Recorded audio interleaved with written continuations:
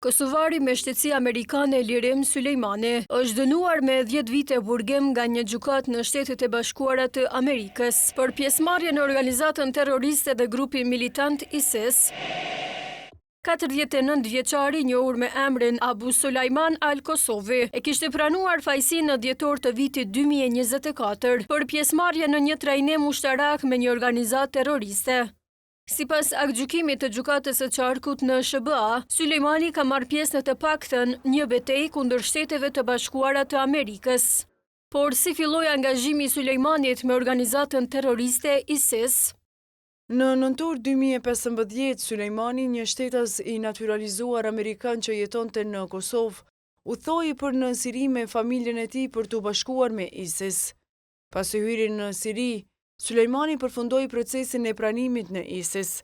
Ai mori emrin Abu Sulejman al-Kosovi dhe u trajnua për të bërë ushtar me rekrutë të tjerë të ISIS-it. Trajnimi ushtarak i Sulejmanit përfshinte udhëzimet se si të montohej dhe të qëllohej me një pushk A47 dhe se si të përdorej një mitraloz PK, pushk M16 dhe granata.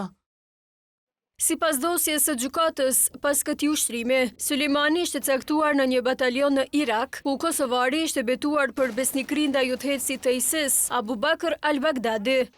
Në teren i angazhuar me detyrë, Sulejmani doli në maj të vitit 2016, u caktua në batalionin në Mosul të Irakut, i armatosur me AK-47, 4 karikator dhe 2 granata. Për shërbimet e tij, Sulejmani mori edhe pagesa nga ISIS-i. Kur u shem kalifati territorial i ISIS, Sulejmani bashkë me familjen e tij u zhvendos në juglindje të Sirisë. Ai dhe familja e tij u kapën nga Forca Demokratike të Sirisë në shkurt të vitit 2019, ku një vit më pas u transferua tek personeli i zbatimit të ligjit të Shteteve të Bashkuara për t'u përballur me akuzat penale në distriktin e Kolumbias. Në disa raste, sipas gjykatës, Sulejmani kishte folur publikisht në media për kohën e kaluar në ISIS. Ai u hetua nga Task Forca e Përbashkët kundër terrorizmit e FBI-s. So that right there